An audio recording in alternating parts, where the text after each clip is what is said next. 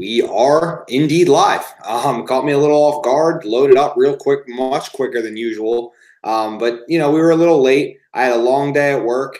We're supposed to go on at 7, then 7:15. It's now 7:19, and I'm rocking the Doug P visor to show my insanity level. My dog is actually in the background. That's hilarious. Usually have my dogs out of the room. That's Rosie right there. She's very nice.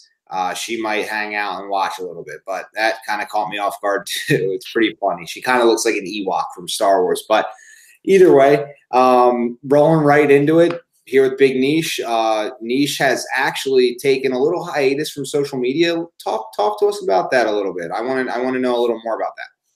Like for me, school is I got like 1 month and a few weeks left, so I kind of wanted to focus on that a little bit more than social media because like I'm always on Twitter, I'm always on Instagram and Snapchat. Like I just wanted to, I got some important stuff coming up and I want to focus on that before I'm back on Twitter and stuff. Like I don't have a date, it's TBD for me. I'm hoping I can be on during the NBA playoffs, but I'm not sure about that. So playing it by ear.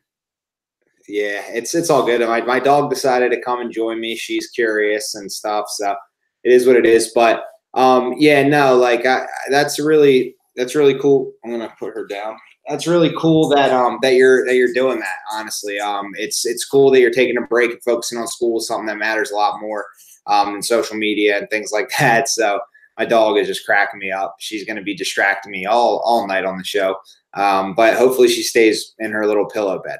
But it's awesome. You're focusing on the right things, and that's good to hear. But I mean, it's great that you get to come on and do this show with me. I appreciate you still continuing to interact and do things like that. So we can't wait for you to come back to Twitter, give us some takes. NBA playoffs are around the corner, but there's another big basketball tournament that's going on right now. I'm not sure if you guys heard of it. It's March Madness, and a couple brackets were absolutely destroyed. You had Auburn taking it to UNC. You had, Virginia as the only 1 seed in the Final Four, and in my bracket, they were the only 1 seed I didn't have in the Final Four. So I had all 3 1 seeds. Duke loses. Tennessee I had them in the Final Four. They lost a heartbreaking game. I mean, what can you do? I did so well, and I talked about it on the show. I did so well up until all those upsets, all those improbable, crazy things that no one really thought. Texas Tech, when I saw them play their first 2 games, I was like, man, I wish I would have picked them to go a little further than I did. I had them beating Michigan, I had Michigan beating them, and that wasn't even close to happening. Texas Tech has great defense. And I'm going to throw it out there right now. I think that they're my champion. I think that Texas Tech wins the NCAA tournament. I just think it's the perfect mix of having Jarrett Culver, who's a future pro, and having a great team defense and, other guys that contribute. So I think that's my pick for the finals. But I wouldn't be surprised to see Virginia. It just seems like, wow, after that big 16 seed beating them last year, and they have a scare this year where they're losing to this 16 seed as well.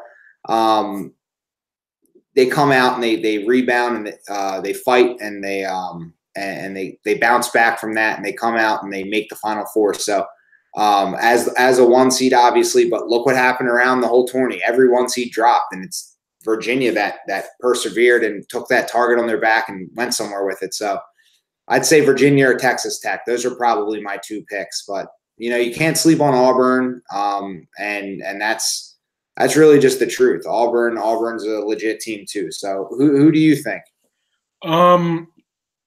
Just like you, I think Texas Tech. I think they're gonna win it because they have good defense, and they get scoring from a bunch of their starters and bench players. And I just think when you're the unexpected team and nobody expects you to get out of your region and make it to the Final Four. Like they're playing with some confidence, and I think they're gonna win it. Like I don't want Virginia winning it because I thought they were gonna lose to Purdue, and that kind of. I was kind of bummed by that because my dad, he's a Purdue alum, and I was rooting for his team to get into the Final Four. So And you used to go to Oregon, and didn't Virginia beat Oregon? yeah, I was like, that was a crazy game. Like it was a very like it was like a game of runs. One team would go like on an 8-2 run, and it was just. I predicted Virginia beating Oregon, so I was a little bit disappointed, but I just wanted my bracket to be intact, and after UNC getting demolished by Auburn, it kind of basically a hammer was taken to my bracket, and everything just fell, and then Duke losing kind of just like just ended it.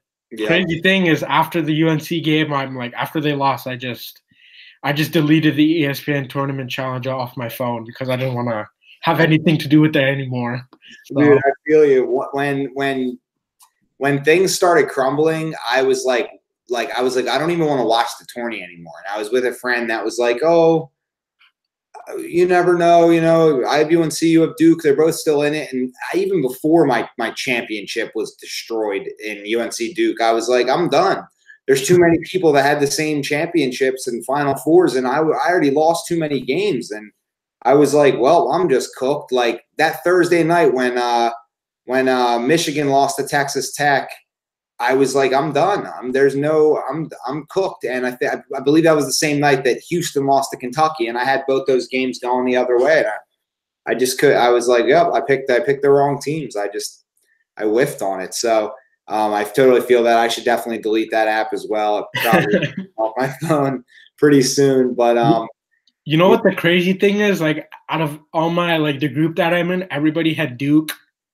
Somebody had Gonzaga, North Carolina, and only one guy has Virginia left. So he's kind of let's say he's gonna get that $100 or how much ever it is. So yeah. Well, my plan was not my plan. I'm sorry. My pool was $25 buy-in and $1,000 prize, and I was in second heading into the last weekend of games. And obviously, there's still a ton of games to go, but I was pretty accurate. I had a lot of teams left, and they were looking good. So it was pretty disappointing. I had so much fun on the first weekend of the tourney, and the second weekend was like, oh, this is terrible.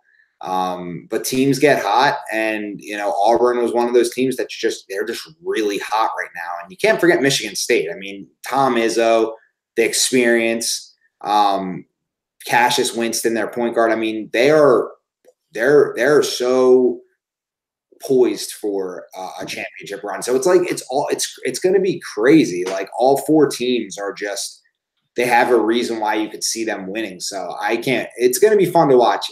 I can't wait to watch them, despite the fact that, my bracket fell apart. But speaking of hot and getting hot, Bryce Harper has to be the biggest storyline in baseball heading into this season. Has to be. And this guy comes out and answers the bell, quite literally, ring the bell, #ring the bell, for the Phillies with 3 home runs in his first 5 games. I mean, they played today and they lost, and it was unfortunate, but this guy comes into his first game back in Nationals Park and destroys a ball. They bury the Nats. They swept the Braves. They lost a close one today that everything went wrong. Their ace got absolutely destroyed, and they still came back to lead 8-6 in the 8th inning. Andrew McCutchen, Gene Segura, Rhys Hoskins, obviously Bryce Harper, Maikel Franco, Odubel Herrera, JT Realmuto. I mean, it is a stacked lineup. It's so fun to watch. And I'm not even the biggest baseball fan, and I'm just so enthused by this Philadelphia Phillies team, led by none other than the biggest superstar right now in the game, and that's Bryce Harper. Obviously, there's better players, but this guy attracted all the attention, and rightfully so with his free agent situation. But he came out and he absolutely answered every question that needed to be asked in the first couple games. Now, obviously, there's a long season. It's a very long season. So he'll have to keep it up. He'll have to, if he's in that MVP consideration, even if he doesn't win it, just makes an argument. This team's going to be very dangerous this entire season. And in my mind, no doubt is a playoff team. Nish, did you watch any Phillies over the March Sadness weekend? I watched the opener, Bryce's first game at the bank. I was just leading up to the game, I was just trying to go onto ESPN Plus where they're showing the game and going onto Reddit and stuff. So I was kind of I was kind of anxious about what he was gonna do at his first at bat, and it's kind of like I'm just happy that basically everybody except for the Flyers that it's back, like Philly sports is back, and it's crazy. I see this one dude. He was in one of my classes like 2 years ago, and he's like from Philadelphia, and he's the Eagles, he's a Sixers, and he's a Phillies fan. So I see him every day, and we just you just talk about the Philly sports and everything, and it's exciting. It's without words, it's exciting. Bring that guy on the show, by the way. See if he wants to see if he wants to talk a little sports. But either way, no, it's great to see Philly fans back, happy about their sports teams again, and confident in 3 teams in the city now: the Sixers, the Phillies, and the Eagles, who after the Super Bowl seem to kind of set a standard that the Sixers had been working to for a while, but Elton Brand comes in, makes 2 huge trades. The Phillies go out and spend what the GM called stupid money. After Howie Roseman, Doug Peterson get together and say, let's do whatever it takes consistently every offseason to make this roster a competitive team. And that seems to be what the Sixers are trending toward. And that seems to be what the Phillies are trending toward as well. And I think it's been a while since we've seen all 3 of these teams pop out their chest and say, you know what? No, we're a big city. We're one of the major cities in the country. Let's be one and start really, getting our stuff together. So it's really fun to see. And Bryce Harper is awesome for Philadelphia. All his social media posts, his press conferences, genuinely loves the game. I heard this about him and saw it and researched and whatnot. He doesn't party, he doesn't drink. He's a married man, he's having a child, and what his high is, or his, people do alcohol, people have, debate on Twitter, that's my addiction. His addiction is the game of baseball and making big plays and getting the crowd hype, and he's perfect for the city. He's absolutely perfect. And I've noticed that fans gravitate toward an attitude, and the players feed off that as well. And I've noticed that since starting to watch sports. It just seems like it goes hand in hand. So I'm glad that the city's into it. He's into the city. It's all about culture, and you bring in a guy like him who fits the culture. It's worth the investment. It's not worth the investment when you get a guy like Nnamdi Asomugha, who just kind of didn't connect with the fans, was just really bad on the field. When you get a guy like Bryce Harper, who's got that superstar personality and brings it to your city, and he's just showing so much love to Philadelphia, that just goes such a long way, and it's invaluable. It's worth more than $330 million. He gave the Phillies the swagger. This team has all the swagger. Rhys Hoskins needed it to just come out of his shell and be the motor mouth that keeps the team running. He's always got new media bites every week. On Twitter, you see the sound bites from Rhys Hoskins. So, rant over, but I'm telling you what, watch out for this Phillies team. They are a confident bunch, and they are a talented bunch with that lineup and some solid pitching as well. Could get them right into the playoffs. So that's all I got to say about that. My favorite player on the team is Bryce Harper. Who's yours, Nish? I would have to say my favorite player on the Phillies would be Rhys Hoskins. Like, he's batting behind Bryce. I think he's the cleanup hitter, and he ever since I think it was like 2017, he's just been balling out, hitting home runs, same as last year. Now, like we saw against the Philly in the opener, the Braves, they walk Bryce Harper, bases are loaded, and it's like you can't pitch around this lineup, and you can't walk anybody because you got Bryce hitting home runs. You got McCutchen hitting home runs. You got Hoskins hitting grand slams. And then you got Maikel Franco, be like Mike, and he's also hitting home runs in the 8th spot. So you can't just – it's not like the Phillies before where you can just, you can like pick and choose who you want to walk or, strike out. You have to be smart when you're pitching the baseball to them because they know how to hit the ball, and just watch out because I think this Phillies team, they're going to win the division and they're going to make it to the NLCS, and from that, it's up to them if they want to make it to the World Series and win it against one of the best teams in the AL. So one thing they need to caution on is they shouldn't read into the media what they're saying about them.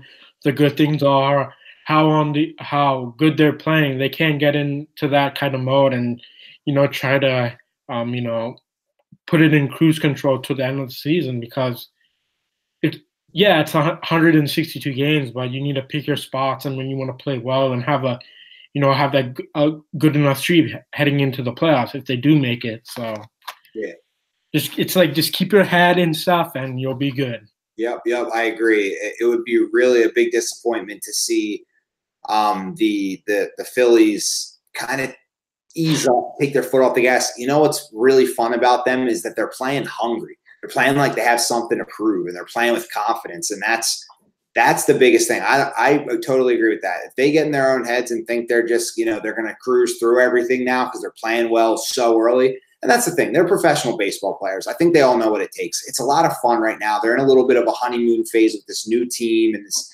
all these new players, but I think they'll go through maybe a little slump. But I think they'll soon realize, look, this is playtime's over. It's time to go. And I think they have the veteran leadership on the team, such as McCutchen. Obviously, Bryce Harper's only 26, but he's been around the block as far as, being on teams that he had to kind of get up, and he turned the whole Nationals program around. So he was a guy that was there that, made them a good team. And I think that he'll do the same for this team. But like you said, Rhys Hoskins, we've mentioned Odubel Herrera and Franco.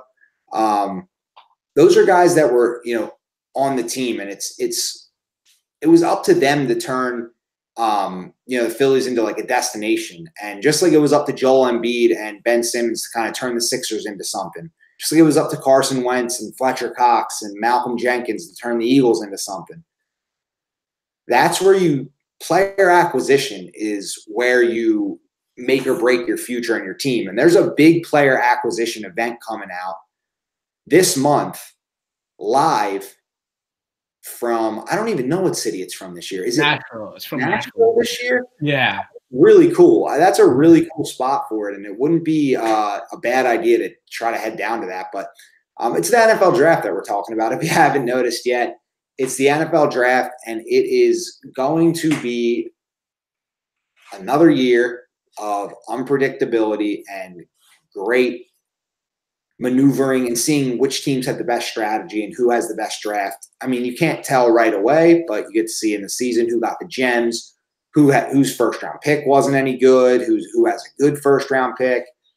Guys develop as the teams go on, seasons go on, and this is the time you get your guys, your cornerstone guys. And number one overall is going to be a big cornerstone for the Arizona Cardinals. I think Kyler Murray is a lock. I don't think they're going to be able to turn it down on draft day. They have Cliff Kingsbury, who loves Kyler Murray. He's going to try to get him, integrated into that offense and rolling right off the bat for the Arizona Cardinals. They need that new franchise face. They need a quarterback with some swagger, and I think they're going to get Kyler Murray. Who do you think that the Cardinals take? You think it's Kyler, or you think they're going to keep Rosen around and get someone different? I think it's going to be Kyler. Cliff Berry has said it when he was at Texas Tech. He likes Kyler Murray, and I just think you need a quarterback to run your franchise, and I don't think Josh Rosen is the answer to be that. I think Kyler Murray, he's a better passer and stuff, and I just think if the Cardinals don't end up not taking Kyler Murray, I think it would be a mistake on their part, and Yeah. it could end up getting Cliff Kingsbury fired. So Yeah. I mean, the thing is when you hire a coach and you want him to be able to take his quarterback because they're going to be attached at the hip. Now the mistake would not be letting Kingsbury take his quarterback. The mistake was letting Steve Wilks, a clear bridge coach where they didn't really like anyone, so they settled on Wilks and they said, look, you're probably going to be gone either way. We're probably going to look for that new next hot guy. And that's Cliff Kingsbury. He's that new hot Sean McVay type hire, and Arizona went that direction, and they have to let him get his quarterback. And it's unfortunate that Steve Wilks drafted Josh Rosen in the first round, hoping this would be my guy, but they went in a different direction. So I think you're going to see a draft day trade of Josh Rosen. I don't know the destination. There's a couple teams that could be vying for his services, but I think you're going to see a draft day trade, potentially for a pick as high as maybe in the second round. I don't know if they're going to get a first, but I think they'll take best offer, and my prediction would be a second rounder. Unless if the market's not that heavy for Josh Rosen, then they might just take a third or a fourth, and it might even be a team that doesn't need a quarterback, that just wants a young guy to develop behind whoever they have, such as the Patriots.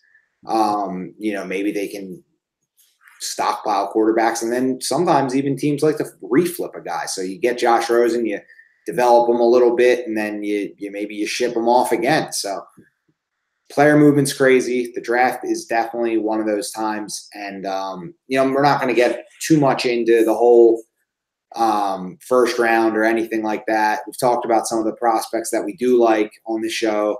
Nothing's really changed. As far as who I like, who I think teams are going to get. Have to reevaluate that after free agency. Free agency is now dying down, so I'm going to go relook at some of the prospects and see how they fit on teams, and so I can have more to say, so we can talk a little more about it on the next show or incoming shows closer to the draft. However, something that's going to be kicked off a little bit before the draft is the NFL schedule release. Now, I think we touched on this before. We might have mentioned it before, but it is NFL schedule week, NFL schedule month, April. It will come out in a matter of a few weeks.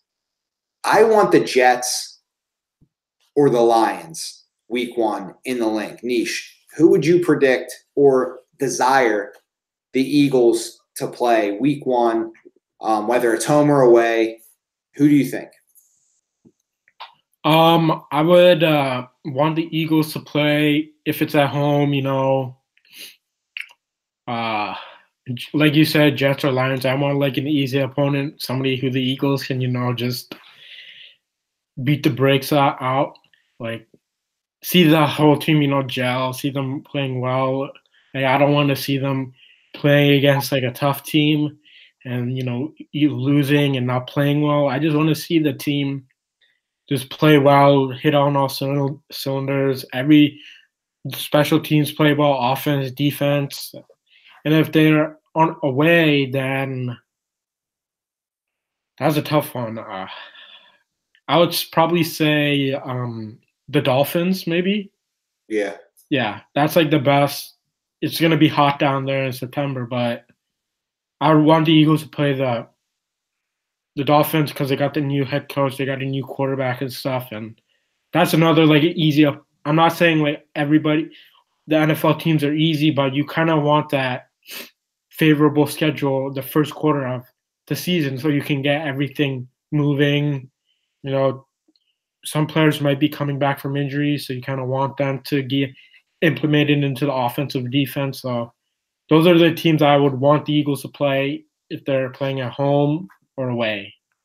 Yep, I totally agree. I think an opponent that that would be favorable for the Eagles, maybe a young quarterback or inexperienced guy and a new head coach, and a team that maybe isn't as strong on defense. However, playing tougher teams early in the season, they're more susceptible to an upset. The Patriots usually don't turn it on until November, and things like that. So maybe it would be good to play better teams early, and you never know. But I always go with something, because if I'm going to fly out to Philly for the game, I don't want it to be against I don't think they'll schedule. I always have confidence in my team, trust me. But I want to see them bash the heck out of a team. Week 1, D-Jack scoring 3 touchdowns, stuff like that. So, that would be my prediction. Lions, Eagles. I go Eagles 34, Lions 10. That's me every week. But like you said, nothing's easy in the NFL. It's going to be tough either way, and I'm just excited to see who they got, and kind of plot out what games I want to try to get to, and I'm going to try to do 2, but we'll see about that. Obviously, if you're first time tuning in, me and Nish both live in California, and we do make it back. I grew up in Philly. He's spent a lot of time there as well, so. We make it back for games, but we have to pick and choose. And, I always love that home opener. So I really want a good game. I want to win really bad. So either way, I think they're going to win. They're a good home opener type team, a lot of hype fans, and it'll be fun either way. So speaking of the Eagles, something big dropped right after we did our show last week. It's the biggest news. It's saved it for last. The Eagles traded a 6th-round pick that can become a 5th-round pick in 2020 for running back Jordan Howard from the Chicago Bears. Now, yes, we're a week late, so we got to, break the news a little late, or whatever the case is. We didn't really break any news, but we got to develop our thoughts on it, and we get to give our thoughts a week later or so after the news dropped, which dropped last Thursday. I remember being really depressed about the March Madness games because Tennessee was getting their butts kicked, and they were in my Final Four. And then I see the news about Jordan Howard. Couldn't have been happier. I just could not have been more excited. And the Phillies also had their home opener that day, and they won. So I was happy about that too. But Jordan Howard is a powerful running back. He can run people over. He's not super fast or anything like that. He's, pretty solid speed for an NFL player. But he runs well. He's got really good vision, and he's been really productive. He's also a really good pass blocking running back. And it's interesting because he said that he knew for a while that he was going to end up in Philly. He just didn't know when the trade was going to be made official. So it seemed like Howie did have a plan all along. Nish, was that the big twist that you were expecting, or did Howie just do what you had confidence in him all along to do and get something done at running back? I think he was going to get something done. I don't think he was going to wait on the draft and, draft a running back. Like I've been saying on the show for the past, since the day we started, is like, we need a running back, trade for Jordan Howard or trade for Duke Johnson. And, we got Jordan Howard. Yeah, he might be only a 1-year fix for us. You might draft a guy. We might draft a guy high or late and let them, be the bell cow back. But I'm just happy we got a running back because, like I've been saying before, and I'll keep on saying this, I do not want Josh Adams, Wendell Smallwood, or Corey Clement being the 3 backs who are leading the backfield. I need a guy like a Jordan Howard to tote the rock and stuff. A guy who's proven and who's has the third most rushing yards since he got drafted in 2016, and he's a perfect guy to help Carson Wentz so he doesn't have to throw the ball 40 to 50 times a game, and take that pressure off of him and off of Dougie P, and it'll open up the passing down the field, and this offense is gonna be legit. Like we got so many weapons. We got Wentz, we got Howard, we got Goddard and Ertz. Now we got Nelly, Sean, and Alshon. Our offense is you can't game plan for one guy, like because another guy is gonna get open. He's gonna make stuff happen. So defenses, I think defensive coordinators right now are looking at the Eagles and like, dang, do we really have to play them because they have so many, game-changing guys on the team, and I'm just happy they got a running back. That's what I wanted Howie to do, and it happened. So Yeah, no doubt. Jordan Howard's a tough player, and my expectations now are just the Eagles are a complete team again, and my expectations are going deep in the playoffs. So, I can't wait, and I think we put it perfectly on Howard. And that's really the best way I can describe it. Is just it's rolling again. So, we are. Just months away from the season, but the excitement's already building here, and I can't wait. So, rolling into this weekend, I suggest people watch Phillies baseball. They have a series with the Twins, and it's going to be a lot of fun to watch, and they're a really good team. So that's as quick as I can put it. That's my suggestion. How about you, Nish? So we got Final Four coming up this weekend on Saturday. So tune into those games. You got Virginia versus Auburn, Michigan State versus Texas Tech, and then moving on to other sports for soccer, you got two big title games. You got Barcelona versus Atletico Madrid and Bayern Munich versus Borussia Dortmund. So those games are going to basically decide who wins the title. So those are some pretty big games that are going across the pond, and those are the only games that I can think of. You have NBA games, but the season is kind of coming down to a close, and seedings have already kind of been they're kind of done, but they're not official yet. So there's some NBA games out there, so watch it if you guys want. Yeah. There's always sports on every weekend, and we're always suggesting things to watch, because if you're bored, you pop on sports, and if you're not bored, if you want to actually do something that's plan around it, go out to the bar or a restaurant, watch some sports. So one thing before we move on, it's supposed to be nice weather today, so anybody who's living in California, go out to the beach and enjoy the weather, because there you go. Like, this is a sports vlog and we talk about sports, but we don't want you guys just to stay in your house all weekend and just watching sports. Get out, enjoy the nature, and do some stuff, because it's spring. In a few months it's going to be summer, so enjoy the sun.